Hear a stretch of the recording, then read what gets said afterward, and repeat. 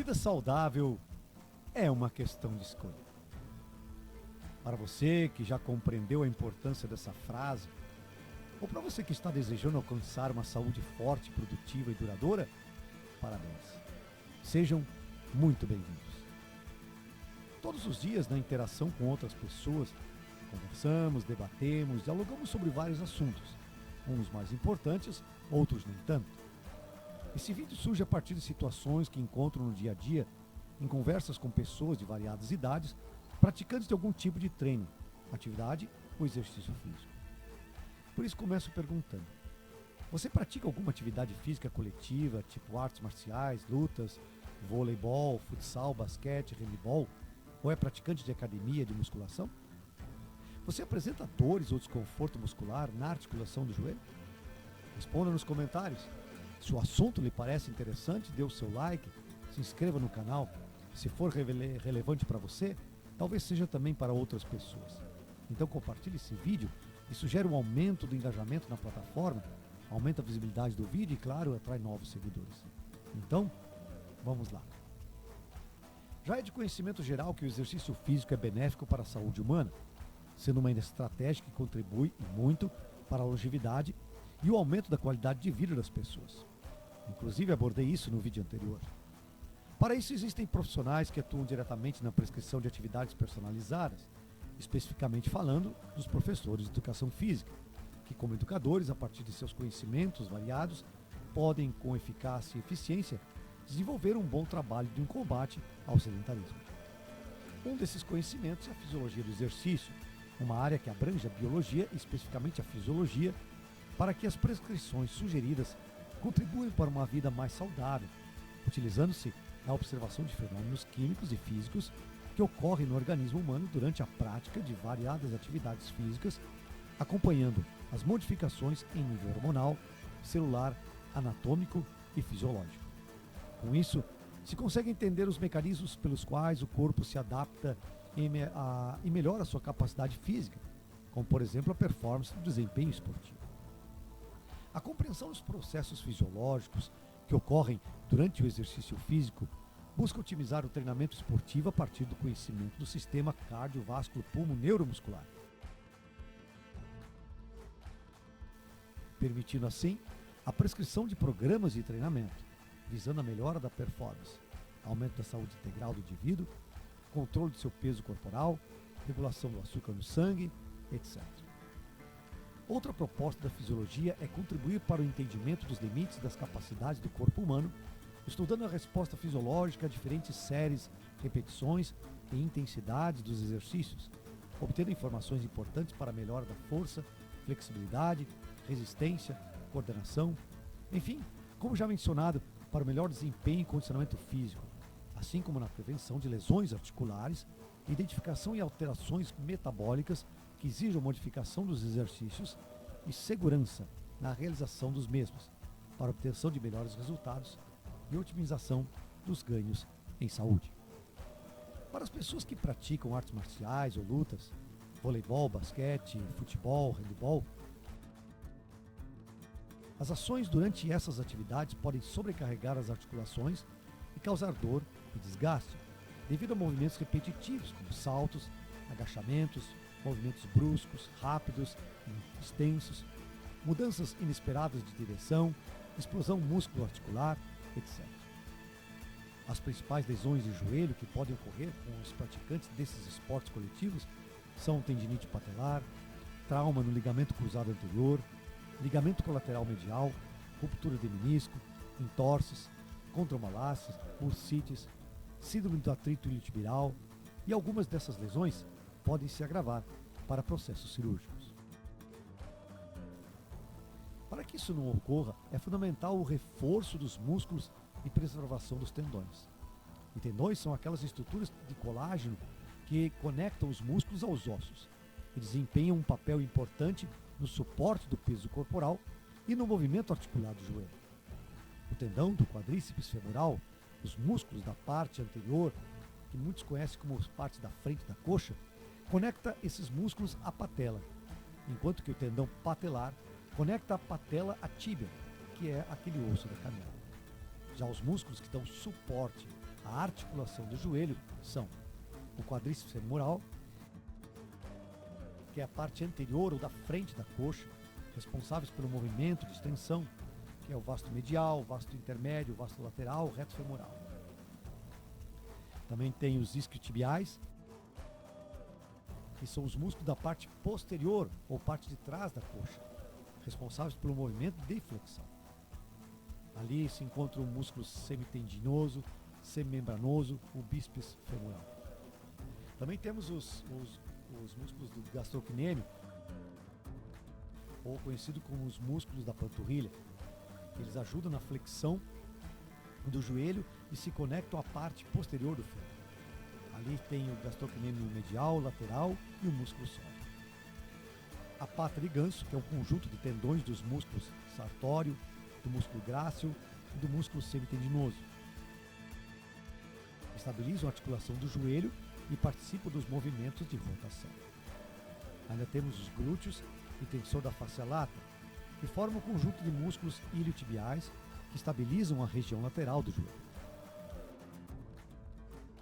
Vocês perceberam a quantidade de musculatura envolvida numa só articulação do corpo?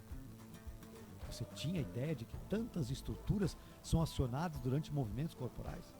Responda aí nos comentários.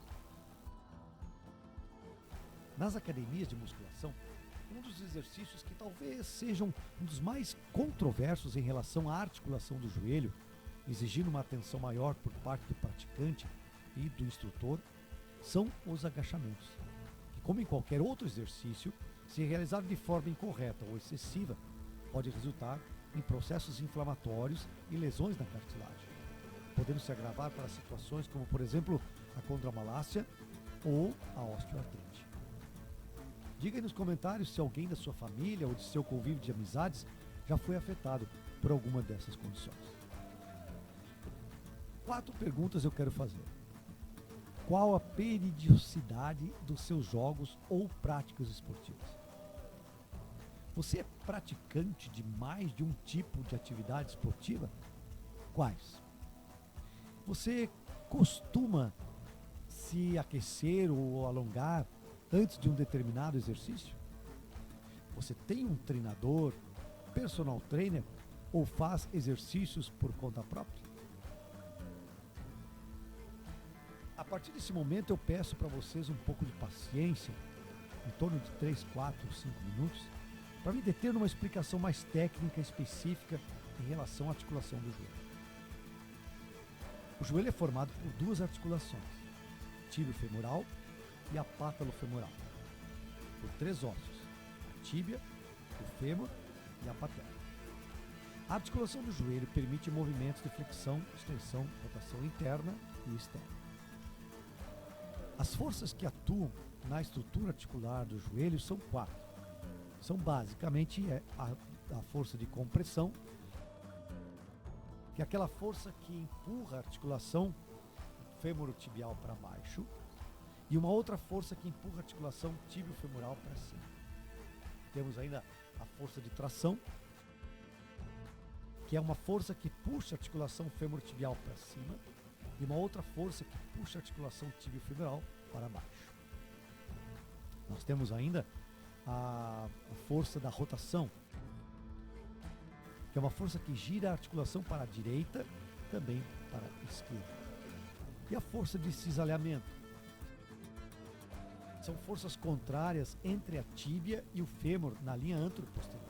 Ou seja, é um deslizamento natural dos côndilos femorais em relação ao osso da tíbia por sobre os meniscos. Meniscos são aquelas estruturas internas do joelho formadas por fibrocartilagem, as almofadas, que absorvem e distribuem a força e os impactos, contribuindo para a estabilidade do joelho.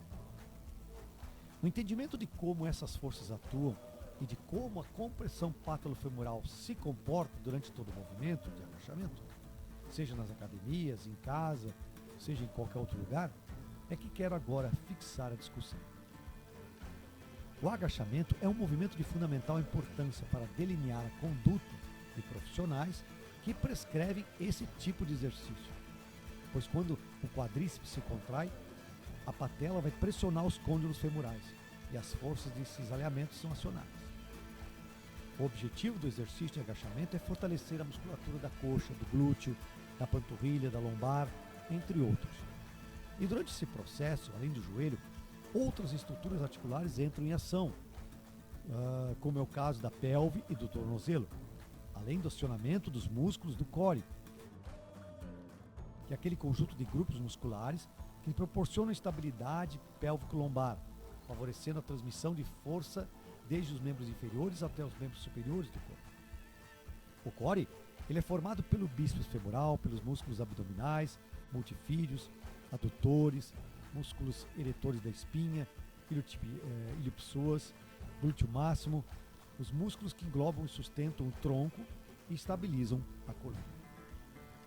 A importância da força entre a patela e o fêmur é afetada pela forma como o exercício é executado. E um aumento da flexão do joelho, consequentemente, aumentará a força exercida sobre o fêmur e sobre a patela. Quero salientar a diferença que existe entre o movimento constante do agachamento e permanecer por um tempo determinado na posição de cócoras, onde ocorre uma flexão total da articulação do joelho. Primeiro, porque ficar de cócoras é uma posição isométrica e não um movimento articular contínuo. Segundo, porque ficar diariamente nessa posição por mais ou menos 10 minutos ajuda a combater a inatividade, melhora a saúde do quadril, do joelho, do tornozelo, além de contribuir na mobilidade e no processo gastrointestinal. Diga aí nos comentários se você já praticou a posição de cócoras para aumento da saúde ou se conhece alguém que o faz. No que diz respeito ao agachamento, alguns profissionais de saúde divergem na conexão existente entre a posição do joelho em relação à linha do pé, se ele, o joelho, deve ou não ultrapassar a linha da ponta do pé em direção antero-posterior durante esse exercício. Na descrição a seguir, eu vou utilizar a nomenclatura torque, que em cinesiologia significa o efeito rotatório, gerado por uma força pela distância perpendicular do ponto de aplicação desta em relação ao eixo do movimento. Tá bom? Em outras palavras, torque é o agente dinâmico da rotação. Bem mais fácil, né? Quando se aplica um torque sobre algum corpo, ao ganhar velocidade, acontece então a rotação. Numa análise fisiológica, é importante saber que o fornecimento de sangue, oxigênio, lactato, testosterona, o hormônio GH, nesse exercício é grande. E, em consequência, o coração é mais exigido, o que significa que, consequentemente, a frequência cardíaca e a pressão arterial também vão aumentar, mostrando que o número de séries, nível de carga, repetições executadas nesse tipo de exercício também influenciam nesse processo. Dito isso, imaginemos um homem de 110 quilos num exercício de agachamento livre, ou seja, somente com o peso do corpo. O pico de torque no joelho pode ser 30% maior quando o joelho passar da linha da ponta do pé. Então, imaginemos que esse homem utiliza-se de uma carga de 100 quilos. O pico de torque no joelho dele pode ser de 50% maior quando a posição relativa do joelho passar a linha do pé. Então, se entendermos que as forças pátalo-femorais excessivas podem contribuir para lesões no joelho como condomalácia e osteoartrite, podemos então concluir que a carga mecânica na articulação pátalo-femoral quando o joelho passa da linha vertical do pé é maior. Portanto, a chance de uma lesão a médio e longo prazo também aumenta. Em relação à pelve, há uma retroversão do quadril quando a pessoa realiza o agachamento com uma grande amplitude, onde ao final do movimento há uma flexão na coluna vertebral, o que acaba desalinhando a curvatura natural dessa região. Quando o joelho ultrapassa a linha do pé, o ângulo articular é menor e a pessoa inclina menos o tronco à frente para manter a projeção do centro de massa dentro da base de suporte dos pés. Quando o joelho não ultrapassa a linha do pé, o ângulo articular é maior e o quadril se move mais para trás.